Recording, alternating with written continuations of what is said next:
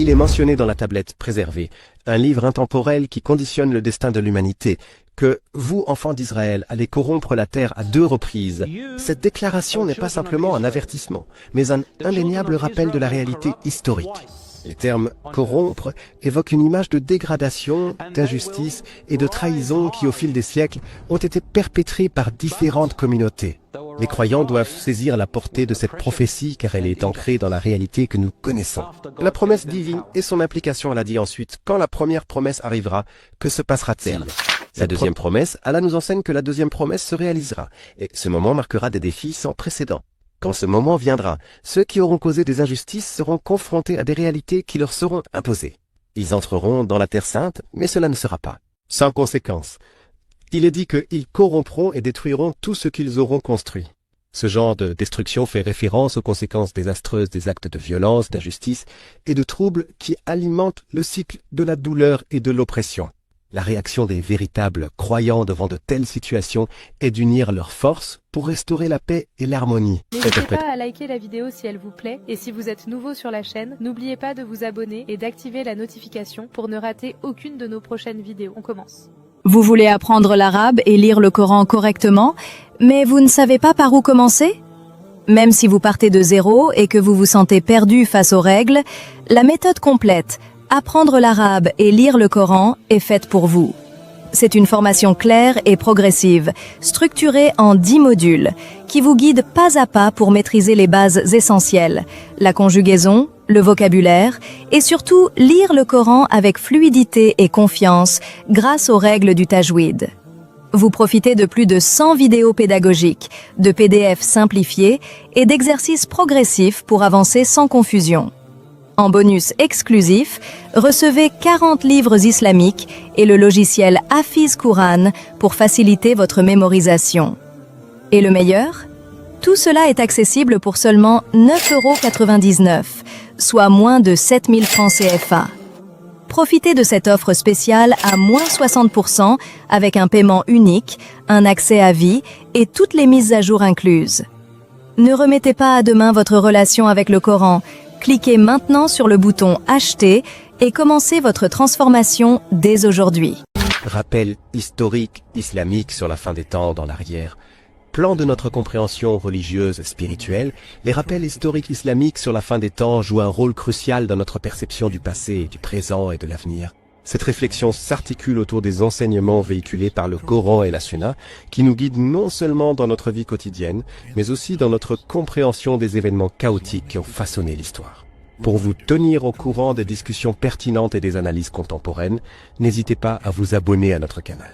Le sens profond des versets, Allah, subhanahu wa ta'ala, a révélé de nombreux versets dans le Coran qui sont des rappels puissants des conséquences de nos actions sur cette terre. وقضينا إلى بني إسرائيل في الكتاب لتفسدن في الأرض مرتين ولتعلن علوا كبيرا. Il est mentionné dans la tablette préservée, un livre intemporel qui conditionne le destin de l'humanité, que vous, enfants d'Israël, allez corrompre la terre à 2 reprises. Cette déclaration n'est pas simplement un avertissement, mais un indéniable rappel de la réalité historique. Les termes « corrompre » évoquent une image de dégradation, d'injustice et de trahison qui, au fil des siècles, ont été perpétrés par différentes communautés. Les croyants doivent saisir la portée de cette prophétie car elle est ancrée dans la réalité que nous connaissons. La promesse divine et son implication, elle a dit ensuite, quand la première promesse arrivera, que se passera-t-il? Cette première promesse est symbolisée par le moment où ils atteindront un niveau de pouvoir, mais cet avènement sera teinté par des actes de mauvaise foi et de destruction. Dans sa sagesse infinie, Allah nous enseigne que lorsqu'il dit que nous enverrons nos serviteurs, cela ne se limite pas uniquement à des personnes religieuses ou pieuses.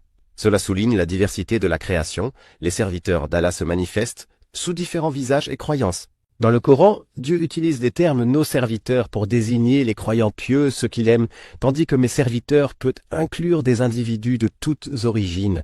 Qu'ils soient musulmans, chrétiens, juifs, hindous ou bouddhistes, chacun est, à quelques égards, un serviteur de Allah. Une occupation et des événements historiques en outre, lorsque le Coran dépeint la scène de serviteurs arrivant dans votre pays, cela évoque une image d'occupation où ces personnes se déplacent dans vos maisons, boutiques et royaumes. Historiquement, cela fait référence à des événements marquants ou des armées, tels que les Romains, les Perses ainsi que des empires plus anciens comme les Babyloniens et les Assyriens ont conquis des terres. Ces histoires nous montrent comment, durant des siècles, la Palestine a été le théâtre de conflits, où les Romains ont finalement exercé un contrôle pendant près de 1000 à 2000 ans. Elle a dit par la suite, puis nous vous avons donné la victoire sur eux. Il est primordial de se demander, qui est ce vous? Ce sont les musulmans, les croyants en Allah, et cela nous rappelle les victoires marquantes qui ont eu lieu dans un passé proche, où les croyants ont pu rétablir la justice face à l'oppression. La réflexion sur l'histoire et les enseignements, il est essentiel de réfléchir à la signification de ces victoires.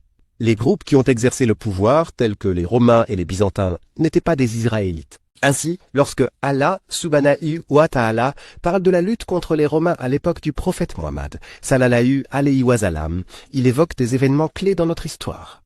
Les savants ont également analysé ces événements à travers le prisme de l'exil et du retour des enfants d'Israël. Ils ont été exilés plusieurs fois dans l'histoire, mais il est essentiel de comprendre que ces événements sont des représentations symboliques de lutte continue. Les promesses et les prophéties d'Allah ne traitent pas seulement de l'histoire passée, mais aussi de notre avenir. Un appel à la responsabilité, les versets du Coran nous rappellent que si nous agissons avec bienveillance, c'est pour notre propre bien. À l'inverse, si nous choisissons de faire le mal, cela se retournera contre nous. Cette notion n'est pas seulement un appel personnel à la droiture, mais aussi une réflexion universelle sur les conséquences de nos actions. Que nous soyons croyants ou non, juifs ou musulmans, chrétiens ou n'importe quelle autre foi, cette terre appartient à Allah. Il veut que la justice, l'imam et la loi d'Allah règnent. Diriger notre attention vers la justice et l'harmonie est essentiel pour notre époque moderne. La deuxième promesse, Allah nous enseigne que la deuxième promesse se réalisera, et ce moment marquera des défis sans précédent.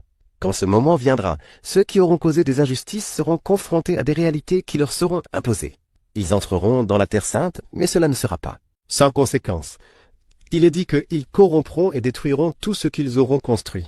Ce genre de destruction fait référence aux conséquences désastreuses des actes de violence, d'injustice et de troubles qui alimentent le cycle de la douleur et de l'oppression.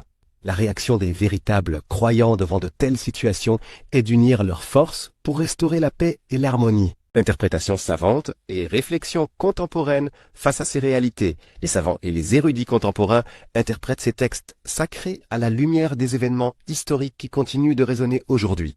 Les cycles de corruption et de rédemption se répètent, et nous observons des situations qui, bien que nous semblions progressistes, révèlent des analogies avec ces promesses anciennes.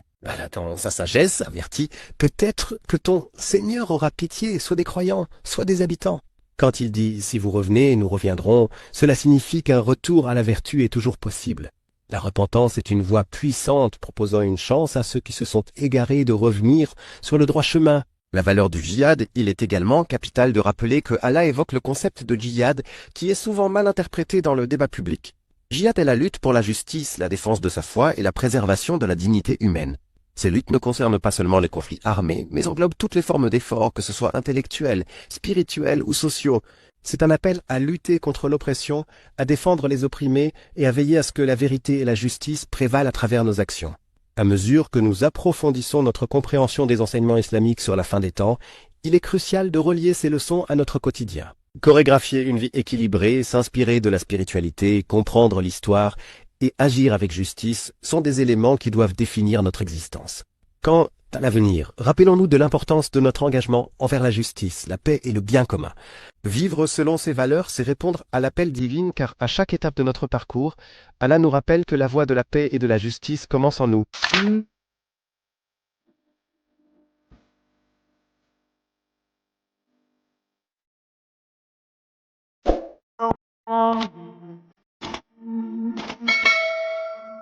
مجيب